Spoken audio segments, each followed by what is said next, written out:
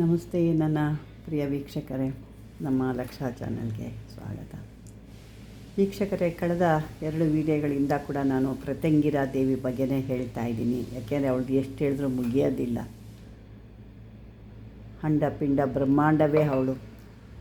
ಹಾಗಾಗಿ ಅವಳದು ಎಷ್ಟು ಹೇಳಿದ್ರು ಯಾವ ಥರ ಅವಳನ್ನ ಹೊಗಳಬೇಕು ಅನ್ನೋದು ಕೂಡ ನಮಗೆ ನಮ್ಮ ಈ ಒಂದು ಜನ್ಮ ಸಾಲೋದಿಲ್ಲ.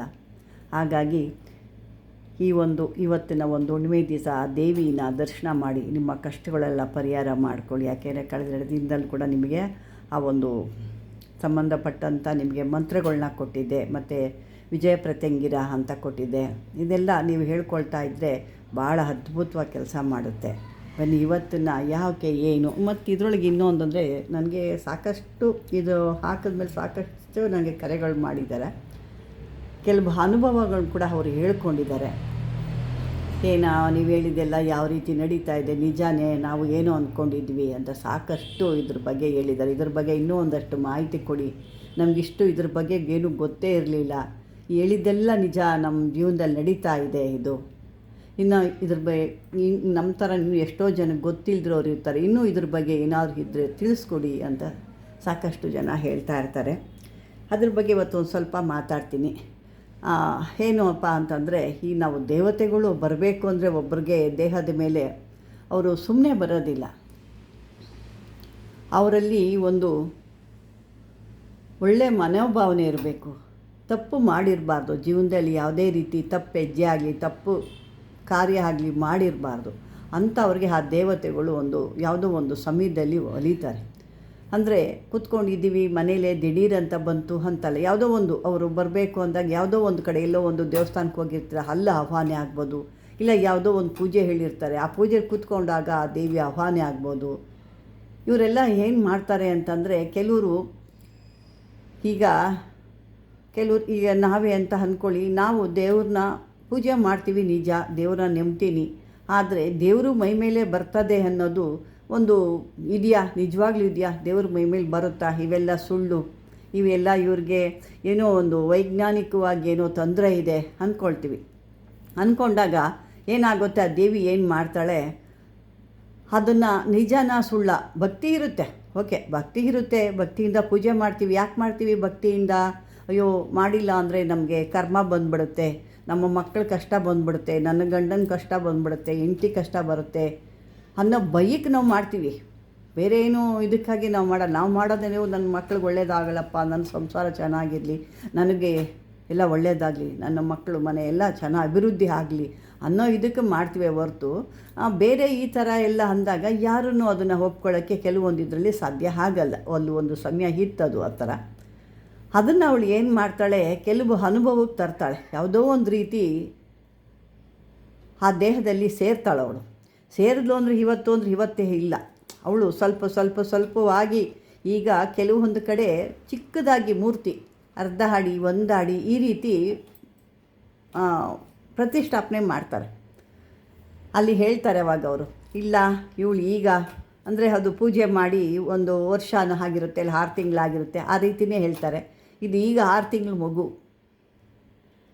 ಇಲ್ಲ 1 ವರ್ಷ ಆಗಿದೆಯಾ, 1 ವರ್ಷದ ಮಗು, ಈಗ 3 ವರ್ಷ ಆಗಿದೆಯಾ, 3 ವರ್ಷದ್ದು ಮಗು ಇದು ಅಮ್ಮ, ಈಗ ಬೆಳೀತಾ ಇದ್ದಾಳೆ, ಈಗ 3 ವರ್ಷದ್ದು, ಇಲ್ಲ 2 ವರ್ಷದ್ದು, 2 ತಿಂಗಳು, ಈ ರೀತಿ ಕೆಲವೊಂದು ದೇವಸ್ಥಾನಗಳೆಲ್ಲ ನಾನು ಕೇಳಿದ್ದೀನಿ. ಎಷ್ಟು ವರ್ಷ ಆಯಿತು ಇಲ್ಲಿ ನೀವು ಪ್ರತಿಷ್ಠಾಪನೆ ಮಾಡಿ ಅಮ್ಮನವ್ರು ಬಂದು ಅಂದಾಗ, ಅಮ್ಮ ಈಗ 3 ವರ್ಷದ ಮಗು ಅವಳು ಈಗ ಅಂತ ಹೇಳಿದ್ರು. ನನಗೆ ಅವಾಗ ಅಂದ್ಕೊಳ್ತಾ, ಅಯ್ಯೋ 3 ವರ್ಷನ ಅಮ್ಮನಿಗೆ ಈಗ ಈ ಥರ ಹೇಳ್ತಾರೆ, ಇನ್ನೂ ಮಗು ಅಂತ ಹೇಳ್ತಾರಲ್ಲಪ್ಪ ಅಂತ ನಾನು ಅಂದ್ಕೊಳ್ತಾ ಇದ್ದೆ.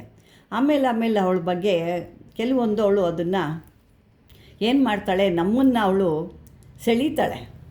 ಯಾಕೆ ನಾವು ನಂಬಲ್ಲ, ಪೂಜೆ ಇದೆ ಒಪ್ಕೊಳ್ತೀವಿ, ಆದರೆ ಅವಳಿದ್ದಾಳೆ ಅಂತ ನಮಗೆ ನಂಬಿಕೆ ಬರಬೇಕಲ್ವ. ಅವಾಗ ಏನು ಮಾಡ್ತಾಳೆ ಅವಳು, ನಮಗೆ ಬೇಕಾದದನ್ನ ಬೇಡ ಬೇಡ ಬೇಡ ಬೇಡ ಅಂದರೂ ತಂದು ಕೊಡ್ತಾ ಇರ್ತಾಳೆ. ತಗೋ ಇದು ಬೇಕಾ, ಮನೆ ಬೇಕಾ, ಚಿನ್ನ ಬೇಕಾ, ಒಡವೆ ಬೇಕಾ, ಆಸ್ತಿ ಬೇಕಾ, ಅಂತಸ್ತು ಬೇಕಾ, ತಗೋ ಅಂತ ಅಂದ್ಬಿಟ್ಟು ಅವಾಗ ನಮಗೇನು ಅನಿಸುತ್ತೆ, ಅಯ್ಯೋ ಹೌದಿದೆ, ಅವಳನ್ನ ಕೇಳಿದೆಲ್ಲ ನಮ್ಮ ಮನಸ್ಸಲ್ಲಿ ಅಂದ್ಕೊಂಡಿದ್ದೆಲ್ಲ ಆಗ್ತಾಯಿದೆ ಅಂದರೆ ಇದೇ ದೇವಿ ಇದ್ದಾಳೆ, ಹೌದು ಅಂದರೆ ಅವಳು ಬೇರೆ ಕಣ್ಣಿಗೆ ಕಾಣಿಸಲ್ಲ, ನಮಗೆ ಮಾತ್ರ ಕಾಣಿಸ್ತಾ ಇರ್ತಾಳೆ. ನಮಗೆ ಕನಸಿ ನಮ್ಮಲ್ಲಿ ಅವಳು ಹೇಳ್ತಾ ಇರ್ತಾಳೆ, ನಿಂಗೆ ಇದು ಬೇಕಾ, ನನ್ನ ಮನಸ್ಸಲ್ಲಿ ಏನೋ ಒಂದಿದೆ, ನನಗಿವತ್ತು ಒಂದು ಮಾಂಗಲ್ಯ ಚೈನ್ ಬೇಕು, ಎಲ್ಲರೂ ಹಾಕ್ಕೊಂಡಿದ್ದಾರೆ, ಅಮ್ಮ ಹಾಕಿದ್ದಾರೆ, ಅಕ್ಕ ಹಾಕಿದ್ದಾರೆ, ತಂಗಿ ಹಾಕಿದ್ದಾಳೆ, ಅತ್ತಿಗೆ ಹಾಕಿದ್ದಾಳೆ, ಆದರೆ ನಾನು ಇನ್ನೂ ಕರಿಮಣಿಲೇ ಇದ್ದೀನಿ, ನನಗೊಂದು ಮಾಂಗಲ್ಯ ಚೈನು ಆ ಅಮ್ಮ ಕೊಡಲಿಲ್ಲ, ಯಾವಾಗ ಮಾಡಿಸ್ಕೊಳ್ತೀವೋ ಏನೋ ನಮ್ಮ ಕಷ್ಟ ಪರಿಹಾರನೇ ಆಗಿಲ್ಲ ಅಂತ. ಆದರೆ ಏನಾಗುತ್ತೆ ನಿಮಗೆ, ಅದು ಎಲ್ಲೋ ಒಂಥರ ಸಿಕ್ಕದಂಗೆ, ಎಲ್ಲೋ ರೋಡಲ್ಲಿ ಸಿಕ್ಕದಂಗೆ ಅಥವಾ ಎಲ್ಲೋ ಒಂದು ಸಿಕ್ಕದಂಗೆ ಅದು ನಿಮ್ಮ ಕಣ್ಣು ಮುಂದೆನೇ ಬರ್ತಾ ಇರುತ್ತೆ. ಅದು ನೀವು ಮನ್ಸುಗಳು ಅಂದ್ಕೊಳ್ತಾ ಇರ್ತೀರ.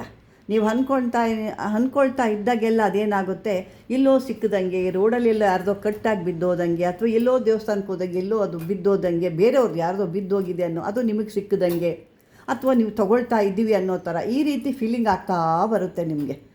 ನೀವೇನು ಅಂದ್ಕೊತಿರೋ, ಇಲ್ಲ ಮನೆ ತೊಗೋಬೇಕು ಅಂತೀರಾ, ಆ ಮನೆ ನಿಮ್ಗೆ ಸುತ್ತುತ್ತಾ ಇರುತ್ತೆ ಎಲ್ಲೋ ಒಂದು ಕಡೆ, ಅದು ದುಡ್ಡಿರಲ್ಲ, ಆದರೂ ಮನೆ ತೊಗೋಬೇಕು ಏನೋ ಒಂದು ಛಲ ಬಂದುಬಿಡುತ್ತೆ ಆಟೋಮೆಟಿಕ್ಕಾಗಿ. ಇಲ್ಲ ಮನೆ ತೊಗೋಬೇಕು, ಕೈಯಲ್ಲಿ ಹಣ ಇಲ್ಲ, ಹೆಂಗೆ ಮನೆ ತೊಗೊಳ್ತೀವಿ, ಈ ರೀತಿ ಅದು ನಿಮಗೆ ಸೂಚನೆ ಬಂತು. ಅವಳು ನಿಮ್ಮ ಮನಸ್ಸಲ್ಲಿ ಆ ಬೈಕುಗಳಿದ್ದಾಗ ಅವಳೇನು ಮಾಡ್ತಾಳೆ, ಯಾವುದೋ ಒಂದು ರೀತಿ ನಿಮಗೆ ಮನೆಗೆ ನೀವು ಆಸೆ ಪಟ್ಟಿದ್ದೀರಾ, ಯಾವುದೋ ಒಂದು ರೀತಿಲಿ ಆ ಮನೇನ ನಿಮಗೆ ರೆಡಿ ಮಾಡಿಕೊಡ್ತಾಳೆ.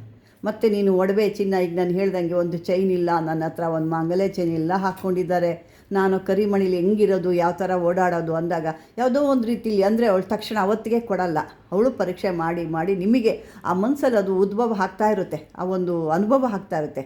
ಅದು ಎಲ್ಲೋ ಸಿಕ್ಕದಂಗೆ ಅಥವಾ ತಂದಂಗೆ ಮನೇಲಿ ಹಿಟ್ಟಂಗೆ, ಆ ರೀತಿ ನಿಮಗೆ ಹಾಗೆ ಕೊನೆಗೊಂದು ದಿವಸ ಅದನ್ನು ನೀವು ಪಡ್ಕೊಳ್ತೀರ.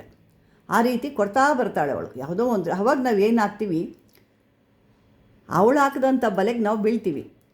ಅಂದರೆ ಅವಳು ನಮ್ಮನ್ನು ಸೆಳೀತಾಳೆ.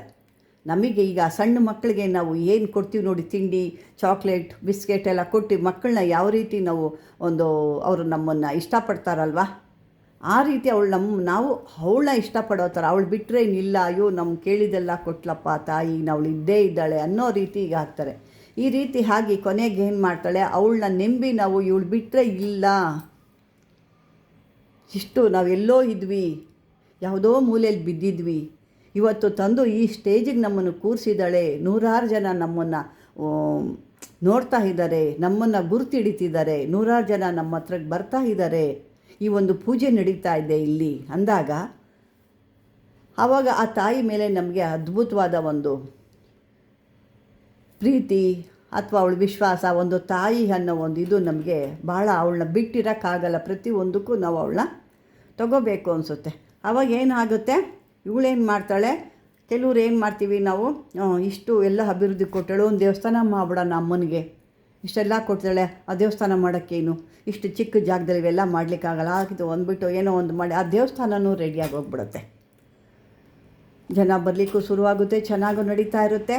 ಏನಾಗುತ್ತೆ, ನಾವು ಇವಳಿಗೆ ಒಂದು ಆ ದೇವಿಗೆ ನಾವು ದಾಸರಾಗಿ ಹೋಗ್ತೀವಿ. ಇವಳೇನು ಮಾಡ್ತಾಳೆ, ನಮ್ಮನ್ನು ಸ್ಟಡಿ ಮಾಡ್ತಾಳೆ. ಅಂದರೆ ನಾವು ಯಾಗಿದ್ದವರು ಪೂಜೆ ಮಾಡ್ತಿದ್ವಿ ಅಷ್ಟೇ, ದೇವ್ರು ಬರುತ್ತಾ ಇಲ್ವಾ ಅನ್ನೋದು ನಮಗೆ ಗೊತ್ತಿಲ್ಲ, ಬರ್ತದ ಅಂತಂದರೆ ಯಾರೂ ನಂಬಲ್ಲ. ಅವಳು ಆ ರೀತಿ ನಮಗೆ ಕಾಣಿಸ್ತಾ ಇರ್ತಾಳೆ ಅಷ್ಟೇ, ನಮಗೆ ಮಾತ್ರ ಕಾಣಿಸ್ತಿರ್ತಾಳೆ, ಬೇರೆಯವ್ರಿಗದು ಗೋಚರ ಆಗಲ್ಲ, ನಾವು ಹೇಳಿದ್ರು ಯಾರೂ ನಂಬಲ್ಲ.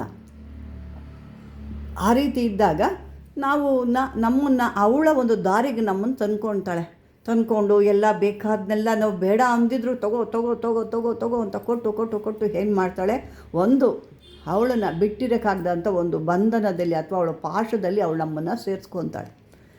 ಈಗ ನಮ್ಮ ಹತ್ರನೇ ಇರಲಿಕ್ಕಾಗುತ್ತಾ ಅವಳು, ಈಗ ನಮ್ಮಂಥವ್ರು ಎಷ್ಟೋ ಕೋಟಿ ಜನ ಇರ್ತಾರೆ. ಆಮೇಲೆ ಏನು ಮಾಡ್ತಾಳೆ, ಸ್ವಲ್ಪ ದಿವಸ ಇಲ್ಲಿರ್ತಾಳೆ, ಮತ್ತು ಯಾರೋ ನಮ್ಮಂಥವ್ರು ಇರ್ತಾರೆ, ಅಲ್ಲಿಗೆ ಜಂಪ್ ಆಗ್ತಾಳೆ. ಅವ್ರನ್ನ ಮತ್ತೆ ದಾರಿಗೆ ತರಬೇಕಲ್ವ, ಅವ್ರನ್ನ ಮತ್ತು ಅವಳು ಬೆಳೆಸ್ಬೇಕಲ್ವ, ಅವಳು ಭಕ್ತರನ್ನ ಬೆಳೆಸ್ಕೊಂಡು ಹೋಗಬೇಕು, ಅಲ್ಲಿಗೆ ಹೋಗ್ತಾಳೆ. ಅಂದರೆ ಇಲ್ಲಿ ಇರ್ತಾಳೆ ಅಂತಂದರೆ ಮೊದಲು ಏನಾಗುತ್ತೆ, ನಾವು ಎನಿ ಟೈಮು ಯಾವುದೇ ಸಮಯ ಕರೆದಾಗ ತಾಯಿ ಒಂದು ಸಮಯ ಒಂದು ಏನೂ ಇಲ್ದಂಗೆ ಅವಳು ಬಂದು ನುಡಿಯೋದು ಇರ್ತದೆ. ಆಮೇಲೆ ಹೋಗ್ತಾ ಏಕೆಂದರೆ ಆ ಕಡೆ ಈ ಕಡೆ ಅವಳಿಗೆ ನೂರಾರು ಕೋಟ್ಯಾಂತರ ಜನ ಭಕ್ತರು. ಆವಾಗೇನಾಗ್ತದೆ, ಬೇರೆ ಕಡೆ ಹೋಗ್ತಾರೆ. ಇಲ್ಲಿ ಆ ಒಂದು ಅವಳ ಇರುವಿಕೆ ಈ ಒಂದು ದೇವಸ್ಥಾನದಲ್ಲೋ ಅಥವಾ ನಮ್ಮ ಮನೆಗಳಲ್ಲೋ ಕಮ್ಮಿ ಆಗ್ತಾ ಬರುತ್ತೆ. ಆವಾಗಲೇ ಇಲ್ಲಿ ಏನಾಗುತ್ತೆ ಅಂದರೆ ಸ್ವಲ್ಪ ಇಲ್ಲಿ ಎಲ್ಲ ಥರದಲ್ಲೂ ಸ್ವಲ್ಪ ಕಮ್ಮಿ ಆಗ್ತಾ ಬರುತ್ತೆ. ಜನ ಬರೋದಾಗಲಿ, ಒಂದು ನಮ್ಮ ವಾಕ್ಯಗಳಾಗಲಿ, ಆವೇಶಗಳಾಗಲಿ ಎಲ್ಲ ಸ್ವಲ್ಪ ಕಮ್ಮಿ ಆಗ್ತಾ ಬರುತ್ತೆ. ಏನಕ್ಕೆ ಇದನ್ನೆಲ್ಲ ಹೇಳ್ತಿದ್ದೀನಿ ಅಂದರೆ, ನಂಗೆ ಸಾಕಷ್ಟು ಒಂದಷ್ಟು ಜನ ನನ್ನ ಒಂದು ವೀಕ್ಷಕರು ಅನುಭವ ಹೇಳ್ಕೊಂಡ್ರು, ಹೇಳಿದ್ದೆಲ್ಲ ನಿಜಾನೇ ಇದ್ರ ಬಗ್ಗೆ ಇನ್ನೂ ಒಂದಷ್ಟು ಹೇಳಿ ಅಂತಂದ್ರೆ ಹಾಗಾಗಿ ಈ ವಿಷಯ ಇಲ್ಲಿಗೆ ತಂದೆ ನಾನು. ಈ ರೀತಿ ಸಾಕಷ್ಟು ಜನನ ಅವಳು ಒಂದು ತರಬೇತಿ ಕೊಟ್ಟು ಒಂದು ಸಿಪಾಯಿನ ಹೇಗೆ ಮಾಡ್ತಾರೆ ನೋಡ್ರಿ, ಆ ರೀತಿ ತಯಾರು ಮಾಡಿ ಅಲ್ಲಿ ಅವಳ ಒಂದು ಕ್ಷಣ ಅಷ್ಟೇ ಅಲ್ಲಿರೋದು. ಯಾಕೆಂದರೆ ನಮ್ಮ ಪೂಜೆ ತೊಗೊಂಡಿರ್ತಾಳೆ, ಅವಳಿಗೆ ನಾವು ಒಂದು ದಾಸರಾಗಿರ್ತೀವಿ, ಅವಳು ಕೊಡೋವಂಥ ಭಿಕ್ಷದಲ್ಲಿ ನಾವು ಜೀವನ ಮಾಡ್ತಾಯಿರ್ತೀವಿ, ಅವಳು ಕೊಟ್ಟಂಥ ಭಿಕ್ಷೆ. ಹಾಗಾಗಿ ಇಲ್ಲಿ ಏನು ಮಾಡ್ತಾಳೆ, ಇಲ್ಲೂ ಬಿಡಲ್ಲ. ಯಾಕೆಂದರೆ ನಾವು ಕೊಟ್ಟಂಥ ಪೂಜೆ ಅವಳಲ್ಲಿ ತೃಪ್ತಿ ಇರುತ್ತೆ. ಅಯ್ಯೋ ನನಗಾಗಿ ಇಷ್ಟು ಕಷ್ಟಪಡ್ತಾವ್ರೆ, ಇಷ್ಟು ಪೂಜೆ ಮಾಡ್ತಾವ್ರೆ ಅಂತ ಒಂದು ಕ್ಷಣ ಬಂದು ಹೋಗ್ತಾಳೆ ಅಷ್ಟೇ. ಆ ಒಂದು ಕ್ಷಣನ ಏನು ಮಾಡ್ತೀವಿ ನಾವು, ಒಂದು ದಿನ ಎಲ್ಲ ಅದನ್ನು ಇಲ್ಲಿದೆ, ದೇವ್ರು ಇಲ್ಲಿದ್ದಾಳೆ, ಬರ್ತಾಯಿದೆ, ಮೈ ಮೇಲೆ ಬರ್ತಾಯಿದೆ ಅಂತ ದಿನ ಎಲ್ಲ ಇಟ್ಕೊಂಡಿರ್ತೀವಿ. ಈ ರೀತಿ ಇರುತ್ತೆ ವೀಕ್ಷಕರೇ. ದೇವಿಗಳು ಆ ಒಂದು ಶಕ್ತಿ ಇದ್ದಾಗ, ಆ ಒಂದು ನಮ್ಮಲ್ಲಿ ಆ ಒಂದು ನಾವು ನಿಷ್ಠೆಯಿಂದ ಕೆಟ್ಟ ದಾರಿಲಿ ನಡಿದೆ, ಕೆಟ್ಟ ಒಂದು ಯೋಚನೆ ಮಾಡದೆ ಇದ್ದಾಗ ಆ ಒಂದು ಇದಕ್ಕೆ ಅವಳು ಹೊಲಿತಾಳೆ. ನಾವು ಯಾವತ್ತೂ ತಪ್ಪು ಹೆಜ್ಜೆ ಇಡ್ತೀವಿ, ತಪ್ಪು ದಾರಿಲಿ ಹೋಗ್ತೀವಿ, ಆವಾಗ ಅವಳು ಏನು ಮಾಡ್ತಾಳೆ, ಕಟ್ಟಾಗ್ತಾಳೆ. ಇದು ನಾನು ಸಾಕಷ್ಟು ದೇವಸ್ಥಾನಗಳಲ್ಲಿ ನೋಡಿದ್ದೀನಿ. ಕೆಲವೊಂದು ದೇವಸ್ಥಾನಗಳಲ್ಲಿ ಕೂಡ ನಡೀತಾ ಇರುತ್ತೆ ಕೆಲವೊಂದು ಅನಾಚಾರಗಳು. ಅಲ್ಲಿನೇ ಆವಾಗ ಅಲ್ಲಿ ಕಟ್ಟಾಗ್ತಾಳೆ. ಅಲ್ಲಿ ನಾನು ನೋಡಿರೋದು ಎಷ್ಟೋ ದೇವಸ್ಥಾನಗಳಿದ್ದಾವೆ ಈ ರೀತಿ ಹಲ್ಲ ಹಾಕ್ತಾ ಇರುತ್ತವೆ. ಇದು ಸಾಕಷ್ಟು ಇದೆ ವೀಕ್ಷಕರೇ. ನಾನು ಏನೋ ಹೇಳಬೇಕು ಅಂತ ಹೋದೆ, ಈ ನಮ್ಮ ಆ ದೇವಿದು ಒಂದು ನಿಮಗೆ ಹೇಳಬೇಕಾಗಿತ್ತು, ಅದನ್ನು ಹೇಳೋಕ್ಕೆ ಹೋಗಿ ಇಷ್ಟು ಒಂದು ಸ್ಟೋರಿ ಆಯಿತು. ಮುಂದಿನ ವೀಡಿಯೋದಲ್ಲಿ ಆ ದೇವಿಗೆ ಸಂಬಂಧಪಟ್ಟಂಥದ್ದನ್ನು ಕೆಲವೊಂದು ಮಂತ್ರ ತಂತ್ರಗಳಿರುತ್ತೆ, ಅದನ್ನು ನಾನು ವಿಡಿಯೋ ಮಾಡ್ತೀನಿ ಅಂತ ಹೇಳ್ತಾ, ಈ ವಿಡಿಯೋ ಒಂದು ಇಷ್ಟವಾದರೆ ನಿಮಗೆ ಲೈಕ್ ಮಾಡಿ, ಶೇರ್ ಮಾಡಿ. ಆದಷ್ಟು ಬೇರೆ ಜನ ನೋಡಿ, ಇದೊಂದು ದೇವಿ ಮಹಾತ್ಮೆ ಇದ್ದಂಗೆ. ಈ ದೇವಿ ಮಹಾತ್ಮೆನ ನೀವು ಎಷ್ಟು ಜನಕ್ಕೆ ಹಂಚುತ್ತೀರೋ ಅಷ್ಟು ಪುಣ್ಯ ನಿಮಗೆ. ನನಗೇನು ಬರೋದಿಲ್ಲ, ನೀವು ಹೇಳ್ಕೊಂಡು ಹೋದಾಗ ನಿಮಗೆ ಒಂದಷ್ಟು ಪುಣ್ಯ ಸಿಗುತ್ತೆ.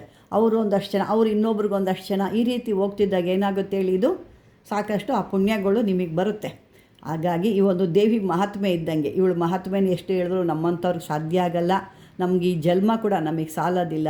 ಹಾಗಾಗಿ ಈ ದೇವಿನ ನೀವು ಚಿಕ್ಕದಾಗಿ ಒಂದು ಮಂತ್ರ ಹೇಳಿಕೊಂಡು, ಇದಕ್ಕೆ ನಾನು ಯಾಕೆ ಹೀಗೆ ಅರ್ಧ ಭಾಗ ಲೆಂತ್ ಆಗುತ್ತೆ, ನೋಡೋರ್ಗು ಏನು ಇಷ್ಟು ದೊಡ್ಡದಾಗೆ ಅನ್ನಂಗೆ ಆಗುತ್ತೆ. ಹಾಗಾಗಿ ಇಲ್ಲಿ ಹೇಳ್ತಿಲ್ಲ, ಮುಂದಿನ ಒಂದು ವೀಡಿಯೋದಲ್ಲಿ ಕೂಡ ನಾನು ಹೇಳ್ತೀನಿ, ಬ್ಯಾಕ್ ಟು ಬ್ಯಾಕ್ ಕೊಡ್ತೀನಿ ಅಂತ ಹೇಳ್ತಾ ಮುಂದಿನ ಭಾಗನ ಮುಂದುವರ್ಸೋಣ ಅಂತ ಹೇಳ್ತಾ, ಈ ಒಂದು ವಿಡಿಯೋ ನಿಮ್ಗೆ ಇಷ್ಟವಾದರೆ ಲೈಕ್ ಮಾಡಿ, ಮಾಮೂಲಿ ಶೇರ್ ಮಾಡಿ, ಸಬ್ಸ್ಕ್ರೈಬರ್ ಮಾಡ್ಕೊಳ್ಳಿ ಅಂತ ಹೇಳ್ತಾ ಧನ್ಯವಾದಗಳು.